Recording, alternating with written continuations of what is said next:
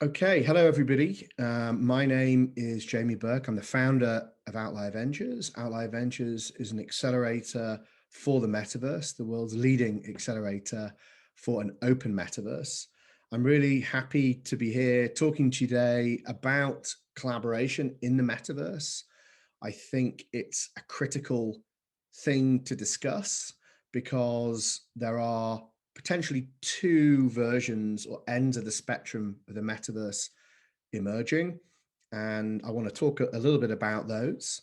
And I think it's now an inflection point at which we as citizens, independent developers, startups, and corporations need to think about which side we want to take, where we want to invest time, effort, and money, and the kind of future that we want to help realize. So today I'm going to be talking about the open metaverse. The open metaverse is something that we released a paper on back in early January of this year, before all of this noise that came about, before, of course, Facebook rebranded to Meta, and now this is the meta narrative. And so there are some of those things that I'm going to talk through as to why we felt compelled to write that paper back in January, how some of those things have started to play out, and what you can do about it as an innovator. So maybe just by way of giving you some background upon myself and upon Outlier Ventures. So Outlier Ventures has been investing in what you might refer to as crypto for just under 8 years. And of course, crypto has increasingly begun to develop into something referred to as Web3. And we've been investing at all levels of this Web3 technology stack, including infrastructure, kind of foundational primitives, marketplaces, and applications. And for us, it's been really interesting to see how that's evolved beyond just quite narrow financial use cases into something much broader, which will in fact touch all areas of the web and increasingly the metaverse. And so the metaverse is a framing for that. So before we get into the metaverse, it's important to understand what Web3 is to us at Outlier, why it's important. So Web3 for us is a distinct paradigm shift from the way that the web is primarily today, one dominated by a handful of big tech companies. But instead, rather than these monopolistic platforms, whether it's for social, search, or e-commerce, we can begin to see a web that's based upon the user and user centricity, and their sovereignty, the sovereignty of their identity, their data, and increasingly forms of wealth that take form in a digital sense. And so this has been very important to us. It's the thing that is common across all of the startups that we've invested in. We're now, I think we've passed our 100th portfolio company just this month, which was a really exciting moment for us. But actually, that's really just the beginning, because we're about to double that entire portfolio that's taken us 8 years in the next 12 months alone. That's indicative of both us as a company and our growth trajectory, but also the wider industry. We're really experiencing this kind of exponential growth. And I think it's safe to say that this is a new kind of form of exponential asset class. And a lot of that growth for us is being driven by not just our kind of blockchain agnostic accelerator, which we've been running for about 2.5 years, but also we're now at the point where we're running cohorts in parallel with specific protocols and specific blockchain ecosystems to accelerate their startups. That includes Filecoin, Polygon, and Polkadot. So to do that, to have invested in 100 startups, to be investing in at least another 100 in the next 12 months, we have to speak to, as you can imagine, lots of startups, lots of early stage startups. And this really gives us a really unique window on what's coming to market, typically 6 to 12 months ahead of the wider venture market, and then potentially 24 months ahead in the context of when consumers might start seeing these applications come to market in their day-to-day lives. So back in early 2020, we began to notice that there was an increasing range of application of this Web3 technology stack being applied outside of quite narrow financial use cases and things like DeFi, decentralized finance. We began to see that an increasing number of startups were looking to leverage NFTs, non-fungible tokens, to entirely new domains such as gaming, music, fashion, entertainment, but also applying it to the creator economy that dominates the social web today. And bringing these principles of Web3 to these different use cases. We also saw the convergence of blockchains and NFTs with other technologies that we've been tracking alongside blockchain for several years, including augmented reality, virtual reality, and just more generally, virtual worlds. And so we started to see startups working on the convergence of these technologies in a broad array of use case. And so that led us to think about the framing for that direction of travel. What is the context to which these startups would begin to be experienced by the everyday consumer or businesses in a B2B context? And so that's why we kind of put our heads together with our internal people. We've got over 50 staff now, also our network of 100 founders, and all the other people that we work with in our accelerator. Remembering an accelerator really brings together thousands of people from across the Web3 ecosystem to work in a very condensed way, in a very accelerated format with early stage startups. And so benefiting from this kind of global brain trust, we began to think of this context. And the context that we arrived at, bearing in mind, as I said, this was January of this year, well before Facebook changed its name to Meta, way before there was much broader discourse around the metaverse, and before really we started to see this exponential growth in NFTs. And we called this the open metaverse thesis. And that was because for us, it was clear the direction of travel that we were talking about when we were investing in these startups was the metaverse. And I'll come back to the definition of the metaverse a little bit later. But it became clear to us that if we're imagining this metaverse, the metaverse that we've heard about and read about and watched in movies in science fiction, that we wanted this metaverse really to be open rather than closed. And coming back to these principles of Web3 rather than Web2, we wanted the business model of the metaverse to not look like the Web2 platform monopoly business model of Facebook or Google or kind of their Eastern equivalents. Instead, we wanted the metaverse to be based upon these principles, as I mentioned earlier, around the sovereignty of the individual over the platform, the sovereignty of the user over the shareholder.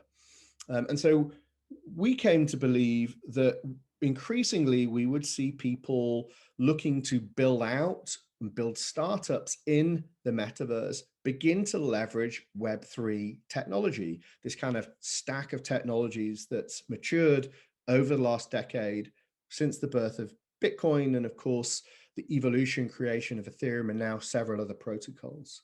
And so we believe that Web3 could almost serve as an operating system for an open metaverse. And so this is the paper that we released, and I highly recommend you read it. I don't think it's been translated yet. I think it's primarily in English, but it will be at outlierventures.io, and you can go there and find our research section. So what is the metaverse? And of course, there's many different interpretations, definitions of the metaverse. For us, it's quite simple. So the first thing is that the metaverse is a moment or a point in time when the digital and physical realities become so blurred that they become indistinguishable from one another. Now, this might not be an exact moment, and I would argue it's actually more of a process. And we're already at the beginning of that process. If you think how much of our lives from social work and play have now been accelerated in becoming digital since COVID. That's a trend that's unlikely to change. It's just been much more accelerated. And so we're already here. The metaverse is here and now. And that's also really important because if we think of the metaverse as a far off destination, then we might be tempted to sleepwalk into the dystopias imagined in science fiction. We might allow Web 2 to extend its very extractive, antisocial business models into a much more pervasive metaverse. And what I mean by that is if you think about Facebook and the Oculus VR headset, the Oculus VR headset allows for this kind of tracking and modeling of your house, the rooms in your house, their floor plans, the objects in those rooms, including people. It allows for the tracking of your retinal response to visual stimuli. So your emotional response to visual stimuli in your subconscious that you might not even be aware of. And so if we think in the case of Facebook, the business behind Oculus and its business model on extraction of data and the use of that to reinforce and train ad profiling and algorithms, that feels fairly dystopic. And so it's important right now that we stop and we think about what of Web 2 do we want to see in Web 3, and are there alternative business models, alternative principles, and how can we bake that into the DNA of the metaverse so these become impossible to remove. And so, for us, the metaverse, as I said, is a lot of people get hung up on, is the metaverse a particular form of hardware or software? AR, augmented reality, and VR, virtual reality, allow for it to be more immersive, but the metaverse could be something as simple as what we're doing now, using things like Zoom, using things like Instagram. They're effectively this kind of blurring of the physical and the digital. So it doesn't need to be in 3D worlds, although of course we're starting to see those emerge. So if you think about this kind of moment that we're at, Facebook has just rebranded to Meta. It's positioning itself as a metaverse company. Now, this isn't anything new. For the last decade, they've built a team of over 10,000 people working in VR and AR. They've, of course, launched Oculus. They've been acquiring companies in the space. But I think there's a lot of important reasons why they are now making the shift to being called Meta. Aside from wanting to distract from the attention and criticism that their core business is having, really it's about reframing themselves in the narrative of the future, and of course with a younger demographic. But ultimately, it's also for them about getting increased control of the total stack. So Facebook is a software company, but with Oculus, it's also a hardware company. And I know they're going to be making a lot more plays into the hardware space. And the reason why that's important is because if you look currently, Facebook is reliant on Apple and Google to deploy its applications to mainstream users. And if you look at Apple, Apple is increasingly taking the position of the privacy of the end user, protecting the user, giving them greater control of the data an application can harvest and what the company can do with that data.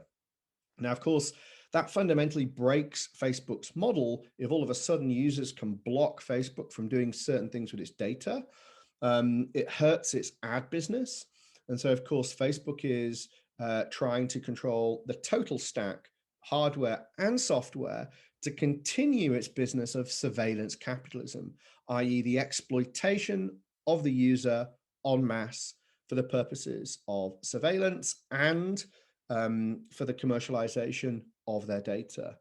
Now, the reason why I believe Web3 is an alternative to that is, unlike Facebook, whose primary focus is around shareholder value, driven by advertising revenue, Web3 is based upon the user. If you look at the implementations of NFTs today, non-fungible tokens. Non-fungible tokens, you can create a non-fungible token in one market. You can mint it on that platform, but you can freely transfer that NFT into any other platform. You can sell it in another marketplace, but increasingly you can use that as a form of collateral in something like DeFi. You can borrow and lend against it.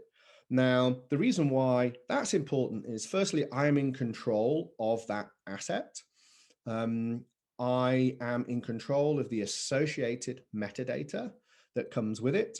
And I can, by being able to use it in things like DeFi, it becomes a form of financial inclusion.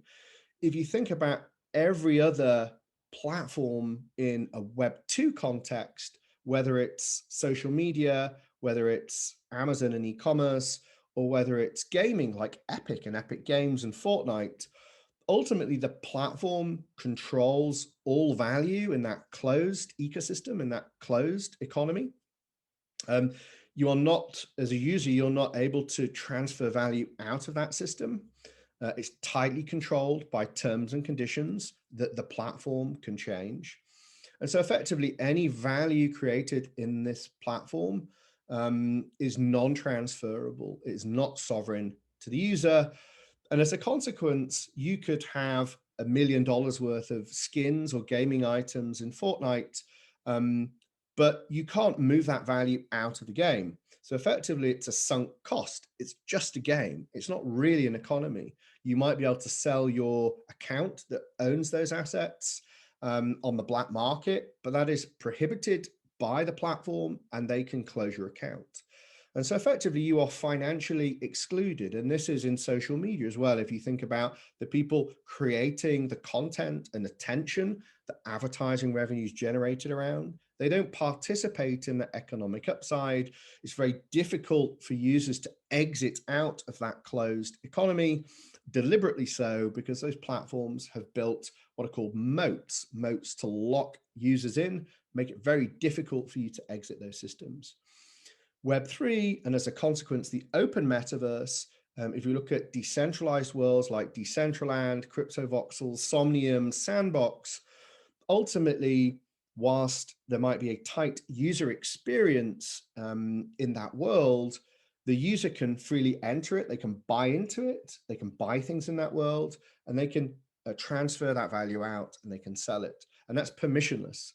The platform cannot stop them. They can't deplatform them. And so actually, these are two totally different paradigms, not just from a user experience, but also in terms of being economies. One is effectively a closed economy or a series of closed economies in Web 2. And in Web 3 and the open metaverse, it is a single, open, permissionless economy. And so I would argue by extension, if we think about the definition of the metaverse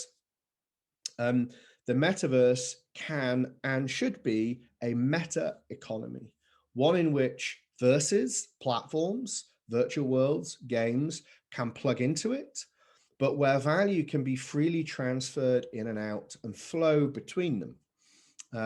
And so I believe this is the direction of travel that the metaverse will take. That said, we of course know that big tech are not easily going to let go of the control that they exert on the web today, especially in certain countries where effectively big tech and governments are kind of one and the same. Big tech has been captured by the state, or alternatively, the state has been captured by big tech. And so they want these very closed, very permissioned systems as an economy that doesn't threaten the state of their nation state and fiat-based economy. But the reality is, I believe it is inevitable that what we're witnessing is the emergence of a meta economy, a meta virtual digital economy, where we will spend more time both playing, working, and socializing, and where we as users have control of that value and wealth. And so for that to happen, however, it needs a huge amount of collaboration. And the question I'd be asking myself if I was sat in any company other than big tech, the so-called FANGs, Facebook, Apple, Amazon, Netflix, Google, or their Asian equivalents, is if I'm not part of big tech, how can I compete with Google? How can I compete with Facebook in the context of the metaverse? And the reality is you probably can't.